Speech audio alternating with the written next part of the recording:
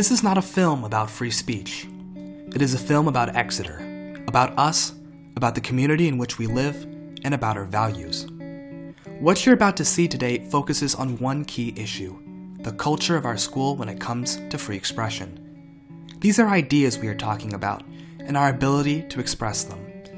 But when freedom of speech comes into contact with other community values, values of protection, of safety, of care and nurturement, all things we want in a boarding high school, how do we decide the balance? We examine this today because the issue is complicated. We share our thoughts in different places and venues, in our classrooms, our dining halls, our clubs, and even our common rooms. We share them through one-on-one dialogue, through forums and assemblies, and in writing, through our campus publications. And we know that different people share: students, faculty, and administrators. The goal is to bring together different viewpoints to examine how we have handled this balance in the past, how we handle it now, and how we might handle it in the future. This is a collection of interviews, of conversations, and of people trying themselves to figure out this balance. So what is the answer? It's up for you to decide.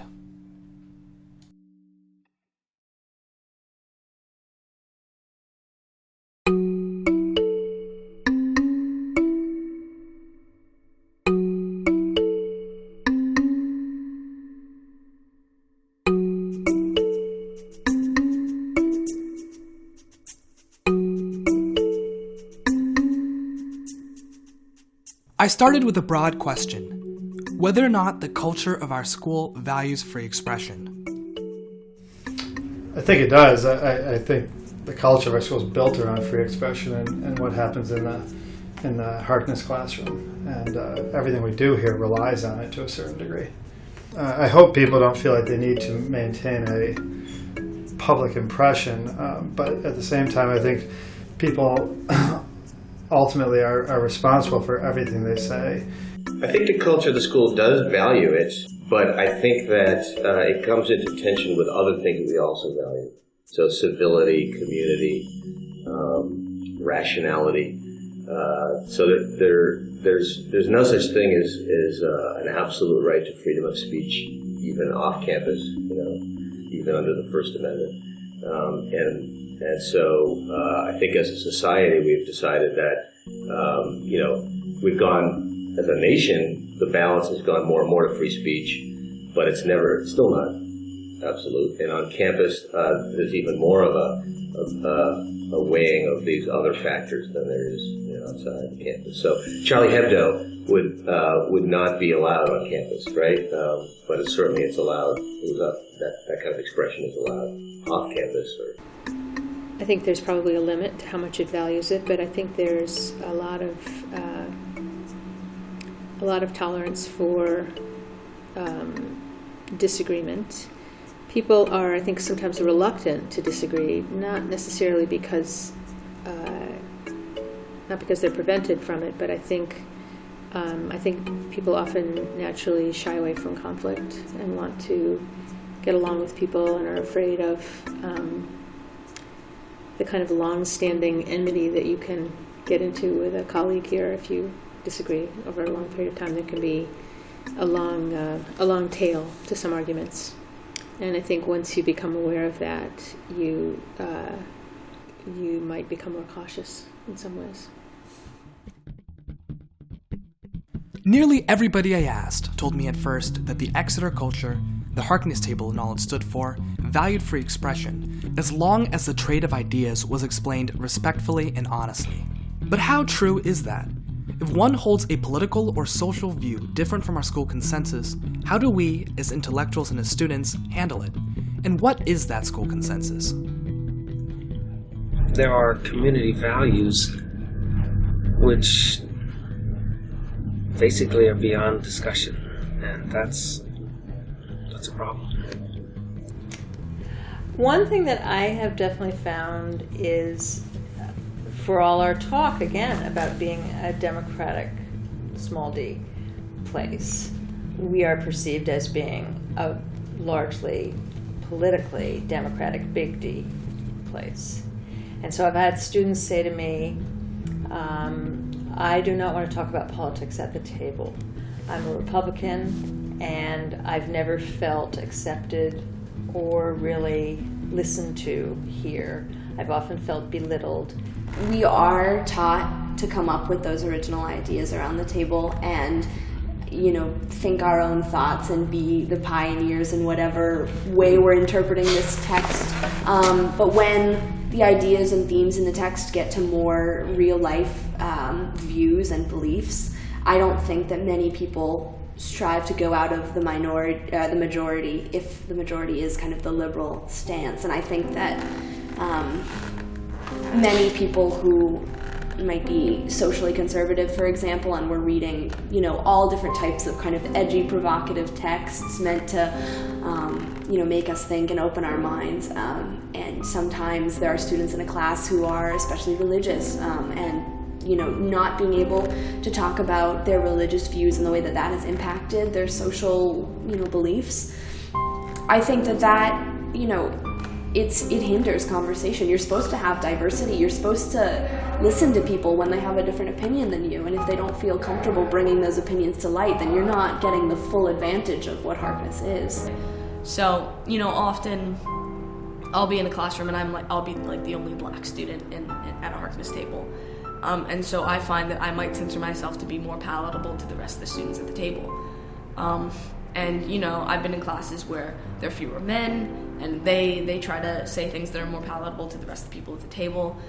I'm not sure necessarily how I feel about that, but I also understand that there is value in trying to be tasteful to your audience so as to not misrepresent your ideas or present your ideas in a way that aren't going to be that isn't going to be listened to.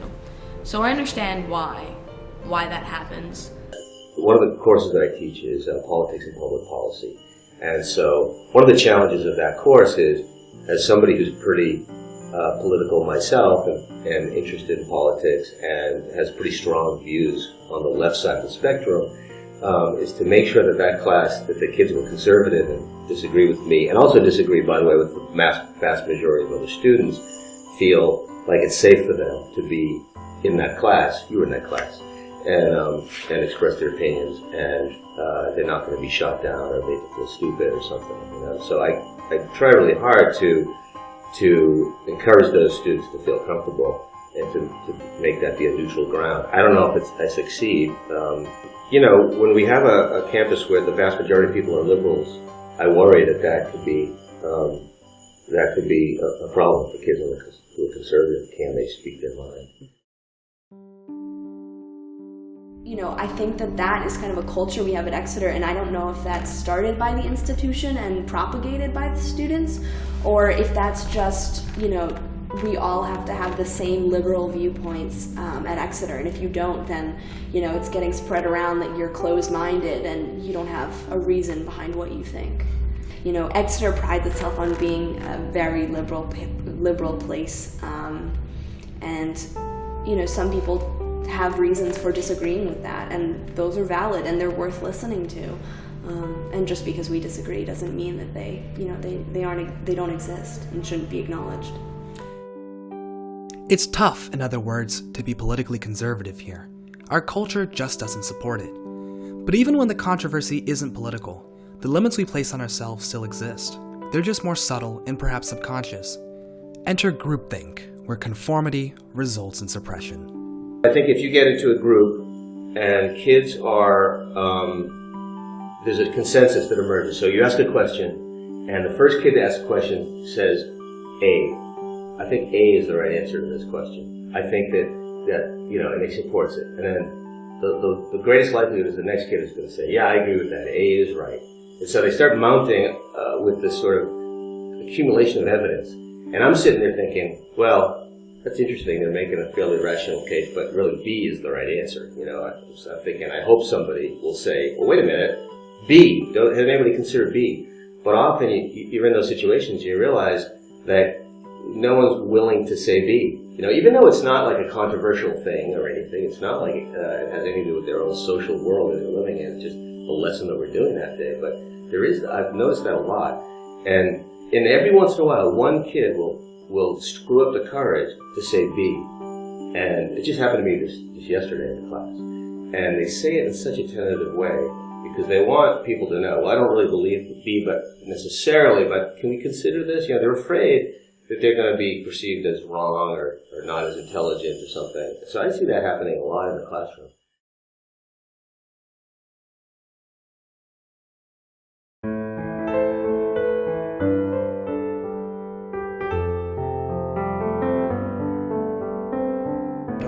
Yeah, people have been told from time to time, although I've never been told this, people have said they've been told, look, you need to be here for a while before it's okay for you to talk. We often overlook a big piece of the Exeter community when discussing free speech: our faculty. It's true that our teachers don't need to worry about grades or graduating, but teachers are equally susceptible to censorship. Like students, they too have ideas and opinions that often conflict the status quo or, dangerously, the people who pay their salaries. Just like before, we have to ask who is being affected, and we have to ask why. In my discussions, one element repeatedly emerged: the 1-hour period every Monday morning at faculty meetings. Putting all of our teachers together, as it turns out, can yield some strange dynamics. Among the faculty, I think there was a lot of reluctance, there was a lot of fear about speaking out. And I think that there's more unreasonable fear than reasonable. I think that there are a lot of people who won't talk to the Exonian or will speak on the floor of the faculty meeting who are really worried that they could get in trouble for saying something. And I have heard stories about people who have been called into the Dean of Faculty's office about something that they said. And again, that's tricky. I think the Dean of Faculty certainly should be able to talk to people about, views that were expressed. But does that send a chilling effect? Does that create a chilling effect to send a message that you shouldn't speak out? I think it might, especially when you hear about it and you don't quite know all the facts sometimes. I think there have been times when I've heard about someone being called in and I thought, oh, you get in trouble for saying things. And then I talked to the person about it and I said, oh, that was understandable. They should have been called in for that,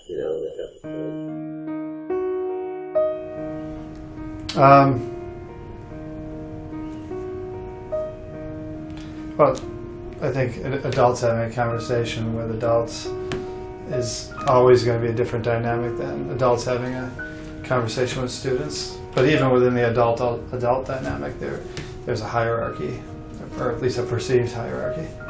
Should we try to break down that hierarchy or that structure of power? Yeah, but I think, I think that to a certain degree,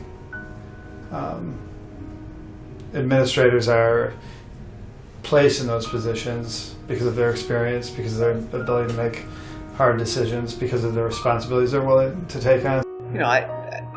I was treated fairly poorly as an untenured faculty member, and can remember distinctly saying to Peter Greer, who is now dead, I will make a decision on whether I want to stay here based on, I can't tell if people are treating me badly because these people are inherently power hungry, or if there's something fundamentally flawed about the tenure system. For me, everything comes down to this, like whose voices are silenced, whose voices are legitimized, who gets to speak, who doesn't, who's listened to, and who's marginalized and who has power. But I would say that tenure is a position of power, and being an administrator is a position of power. So, but my experience has always been that I will say that I think there are, when an untenured faculty member speaks up and has a strong voice, that is often looked down upon or ridiculed or critiqued. By who? By tenured faculty who are in some ways, threatened by that perspective or threatened by the voice itself. I think that I have overheard people say things like that, that you can wait your turn to talk. Those kinds of comments. How much do you think the tenure plays in the job security? The vast majority of the people in that room have tenure, have job security. Why they don't talk, I do not know. So the faculty meeting, you would say, is a comfortable place to express opinions? I find it that way. I've been here for 25 years. and it's a setting in which I am familiar. We have a real problem in faculty meeting in that people don't say anything. And so there's significant discontent that the same people, Mr. Wolfson, Mr. Chisholm, used to be Dr. Finley, Mr. Ibbotson, but the same people, Mr. Jordan, do a talk about issues on the floor of the faculty, and everybody else just kind of sits there. And of course that's a serious problem, but I sort of feel like if nobody else is going to say anything, and I have an idea that I would like to bring to the attention of the faculty, then I'm going to go ahead and say something, even if one of my colleagues has told me point blank that she just has heard enough of it. She doesn't want to hear any more from me. I'm sorry, but she's not actually contributing to the conversation either. And so yeah, there are real tensions about free speech in the faculty meeting, which is a real problem because that's the place where we're supposed to figure out what the consensus of the faculty is, and ideally have votes that are considered votes based on different points of view expressed by different members of the community. And if you don't have that, then our faculty meetings and whatever's left of our faculty-run school are in deep trouble. I think that there's a pattern that the people who tend to be sort of reticent and go with the flow and accept the status quo are certainly going to be more accepted in this community. I think that's been clear to me. And, that plays itself out in a lot of different ways. Sort of like a Harkness class where people don't talk. Do you think that's kind of ironic? Well, yes. Okay.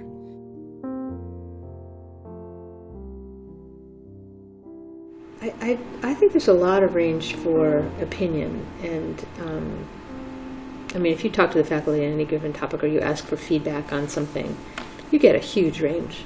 On strategic planning, a huge range of ideas and sentiments that people have. Now, part of what we've done has been anonymous, and so people may feel more free in that setting. But I don't think they're afraid of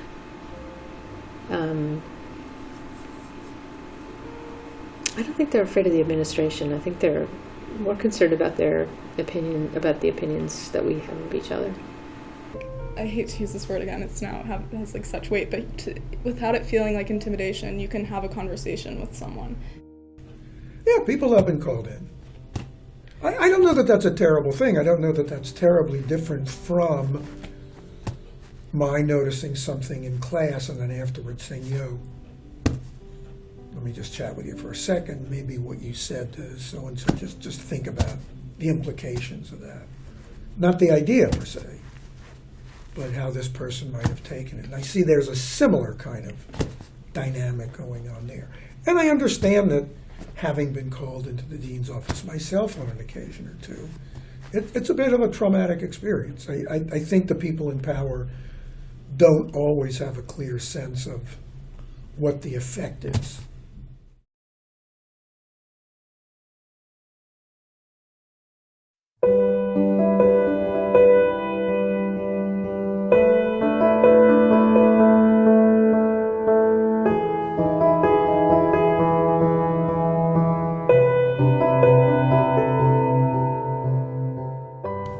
The Exonian is the oldest prep school newspaper in America. Publishing since 1878, it has provided news and commentary on a weekly basis to the academy community for over a century. That's not something to be taken for granted. Not many publications can herald relevance like the Exonian, and not many campuses can support such a tradition like ours. In recent years, however, something about that tradition began to change. As our student-run newspaper fought for stories and topics, it began to face what many writers claimed were intimidation and censorship from other students, faculty, and most dangerously, the administration. Before we examine these trends, however, it's worth taking a step back. What is the goal of the Exonian anyways? And who should it answer to? I think we had a great assembly in the fall with a lot of different publications, sort of expressing what they called a publications culture on campus, which I thought was great. I think the Exonian is a great place for a good back and forth. I read some articles that I thought were really impressive, very impressive, from students' editorials that I thought were probably pushing the envelope in some people's eyes, because they mentioned certain people's whatever and disagreed with them. I'm sure that people who were disagree with me have felt sort of challenged, but I think the writing was very good, and I think that kind of back and forth and discussion is really essential. Right. I mean, you certainly don't want a newspaper to overlook the conflicts that are out there, the real conflicts that exist. And so yeah. Real conflicts. Real so conflicts. The Exonian should be looking at real conflicts. Yes. Yeah, right. Exactly. Being a journalist is hard. You got to bug people. You got to ask them tough questions. Questions they sometimes don't want to answer. One of the things I've really been struck with as the advisor of the Exonian is how many people on campus do not value what the Exonian does and are not cooperative with the students when they try to get in touch with them. And I think part of it is what I just said, that there have been problems with being misquoted or something. There are also problems if if it is a controversial story and there is conflict, and you work here, you don't want to be dredged. You don't want to be part of a conflict. And have your name in print and be associated with something that might be critical of the principles.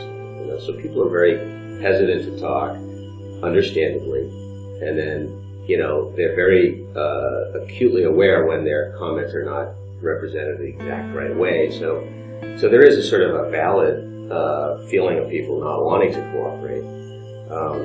And so the Exonian is stuck with a fairly small number of people who they can rely on to give them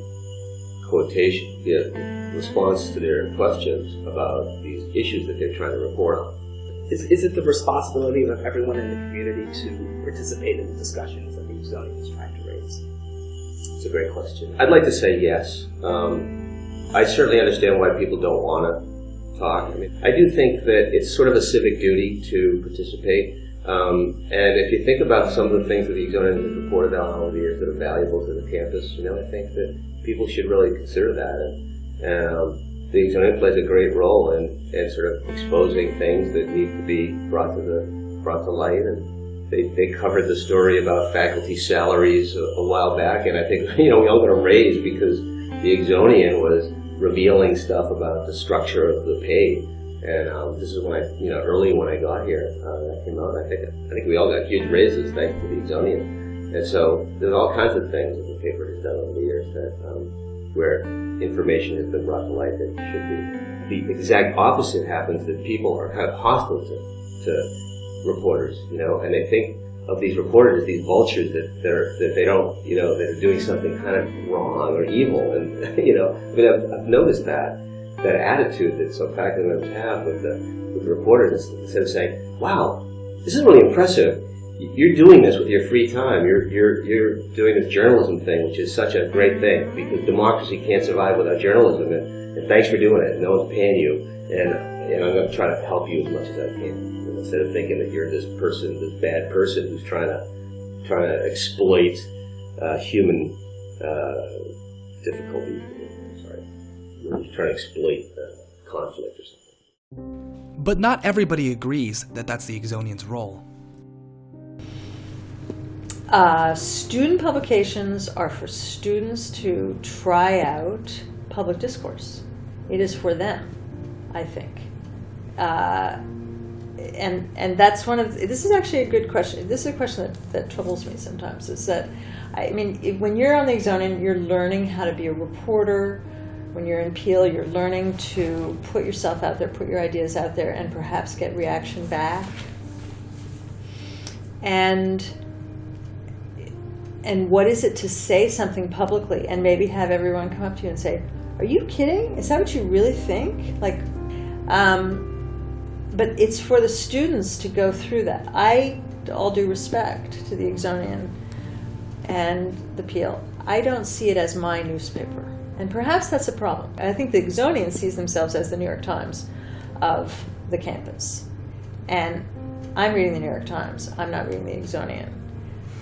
I don't think that I want all of the issues that I'm concerned about, particularly to be debated in the pages of the Exonian, because I don't think that that's the student's job to be my source of, what's the word? For the issues that are part of the adult world, they should be handled with the adults. That's part of the reason we have faculty meeting. I don't think it's a reasonable expectation to expect a school newspaper not to report on ongoings on campus because they're adult issues. I think that as students at Exeter especially, we're learning to take on the responsibility as adults, and one major component of our Exeter education is the Harkness method and treating everyone as equals. And while that doesn't mean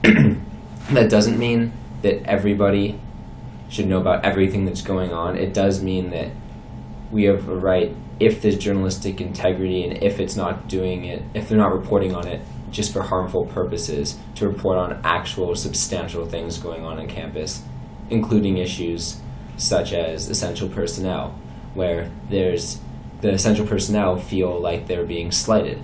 And if that's their feeling, then we can objectively present their views in such a way that the community can read about them. So in that sense, it is our job to report on everything that's relevant and pertinent and important to Exeter, and reporting on adult issues is actually our job.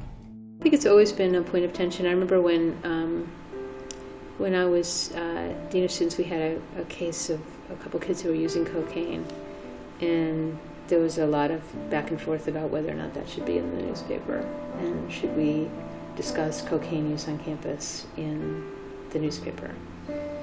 And some people felt strongly that the paper should not print that. I had the editor who came and interviewed me every week on certain cases, and he was very careful about confidentiality, but and I felt that it was important to talk with him. I know there are some people who felt that the paper should not cover that, and I don't know if it's very different now. I think there's still some people now who would like the paper to just be kind of all good news and all upbeat stories. I don't think that's a school. I think a school is a place where there are lots of different people, lots of different personalities, lots of different views, lots of clashes, lots of vibrant disagreement, lots of contest in the best sense. And I think that's what the paper can report. The balance between all the factors affecting our newspaper has always been complicated. Our changing society and expectations influence the leeway the Exonian has. One would expect that the constant debate would yield a fluctuating environment for our publications, the tide of opinion determining what it ought to cover. But when I asked students, faculty, and writers, it became clear that the way this issue played out was one-sided. For all the debates we could have, there seemed to be very little debate when it came to practice, to the way our school enforces community values. What exactly had we done to ourselves? I think kids do not feel that they can write what they want to write in the Exonian, and that's an issue. For me, it's symptomatic of confusion at best among the adults, and I think there are parts of the administration that frankly don't want to hear it. And so I've heard very clearly from a dean of faculty and a dean of students that basically disagreement is the same thing as disrespect. We noticed a trend basically that was highlighted by a number of stories from students and faculty about expressing themselves and then, I guess, just being really shut down afterwards. So that ranged from students speaking in assembly to teachers speaking in faculty meetings to publishing op-eds in the Exonian especially. And afterwards, they were either, called in was a term that was used a lot, or spoken to in some way that was intimidating to them by by a higher up. I mean, it was something I'd heard about vaguely, just as, as a writer for the Exonian and also as a student, and someone who speaks with faculty members a fair amount about this topic. But as I continued to work on the article, I was definitely surprised, not positively, by what we continued to unearth quite easily. And the stories we went into it with were really just grazing the surface. So as we kept going, we kept getting more stories from people. A lot of stories came out of the woodworks that we hadn't expected to find. I spoke to a number of teachers who weren't comfortable saying anything on the record about their experiences, and that was really troubling to me. But they spoke with me privately, and we discussed how they had expressed their opinions in some way that was considered controversial, and then directly afterwards had been told their points had been dismantled by someone and told they were wrong and told they shouldn't have been expressed in the first place. Because I think they have a really delicate line to walk. There may be things that get published in the Exonian that they do not like, but it would be far worse for them to be perceived as really inhibiting freedom of expression of responsible student writers. And it seems to me that any question of doubt should go toward freedom of student expression. And there are obvious limits to student expression, but I think they're pretty wide.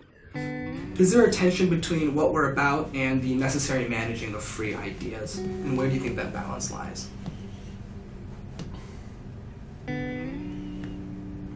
I don't think there's a tension. Okay. I would say it's a high school newspaper, and ultimately Phillips Exeter Academy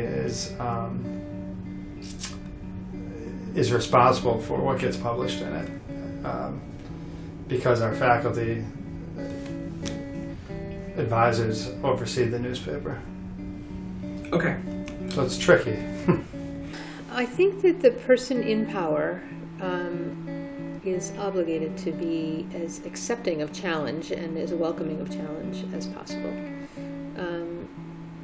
And yet, I think that person has complete freedom to respond to a challenge and say, I don't see it that way, I disagree with you, or whatever. I think there can be a back and forth that is not, that is respectful. It's not an exercise of a power dynamic. It's really simply, I hear what you're saying and I disagree with you. I understand. I know you don't like X, Y, and Z, and I'm telling you this is how I see it. And that I think is the essence of dialogue. I think that's important that we have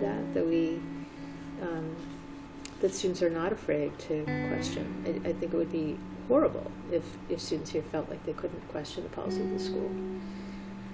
Do you think everyone agrees that the Exonian's responsibility is not to make the school look good? I don't know. I don't really. I think there are people who worry about that a lot, and I think there are certain departments where maybe that is more of a concern. I mean, I don't know for sure what the people who run those departments think, but I do think that there are people in administrative positions who worry about that, which I understand, because one of the goals of the people in, especially the people who have to raise the money, are worried about the public image of the school, so they're going to be particularly sensitive to that. But and I hope that the people who are above it all, the principal especially, really understands that and make sure that those people understand that, and they just have to let the chips fall into their name,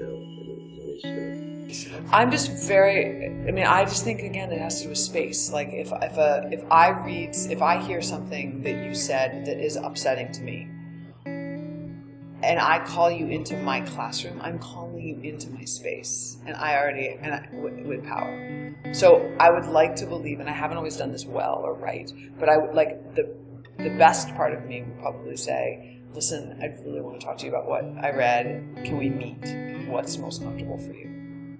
Because I think space matters. So to get called into, what people joke as the Kremlin, is to get called into the space of power. So to me, that's where, I think that the deans have every right in the way that if it's a community to respond to, I mean, they can respond, but do they know that they've got the power? I think that you can't tell people not to say things. I think it depends a lot, obviously. There's not, it's not a black and white issue. I think if the nature of the conversation is one trying to understand the point or trying to make changes based on the point that was made and that needed to be addressed in their opinion, then there's no problem with that. I think the problem arises when the student or the faculty member feels uncomfortable when they're called in, when the nature of the conversation feels like an attack. Then that's really not acceptable and shouldn't continue on campus. When students are called in, often they have this fear that that they're being intimidated or perhaps censored. Do you think that feeling is valid at all? Well, I guess if they feel that way, it's valid.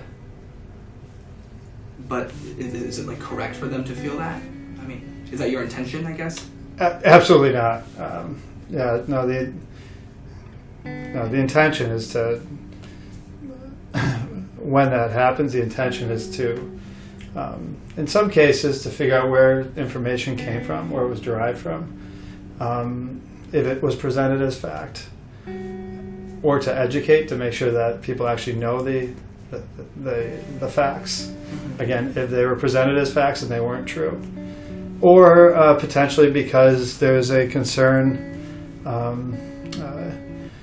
there are things people could write about where I think in my role as Dean of Residential Life, I have a responsibility to at least have a conversation with them about it. Whether I'm calling them into my office or running into them in the grill or the dining hall or on the paths, I'm not sure there's a difference. I can see though where the invitation to the office, because of some of the connotations people have of what goes on here, could be perceived as negative. But on a daily basis, we have more positive interactions with students in our office than negative. Sure. So I think there's a little paranoia on the part of the student body if they feel that way, or maybe a lack of knowledge about all the work that we do. I know that I have had friends who have written for the Exonian that have wanted to write things or have, had certain sentences taken out because they seem to just kind of, rub too many people the wrong way. Sabrina spoke to me about an Exonian op-ed response to a tragic event, an Academy student who had committed suicide during the past summer. A beautiful letter that was put in the Exonian, and the two sentences that were cropped out of it that were censored were, criticizing the Academy's response to mental health at Exeter. Those are the moments, those are the crux of the issue at hand. Those are the moments that really matter when, horrible things happen, sad things happen, and someone is or could be, a part of the problem, and the way that they handled that, and they handled mental health at Exeter in general, was part of the problem. I think that getting, criticism on that and acknowledging, saying, yes, we do have a problem, doesn't really happen. It gets censored out. And I know I have friends who, are on proctors in their dorms, are student listeners, and coming back this fall, talking to members of the mental health department at Exeter, in the health center, and they still weren't acknowledging their issues.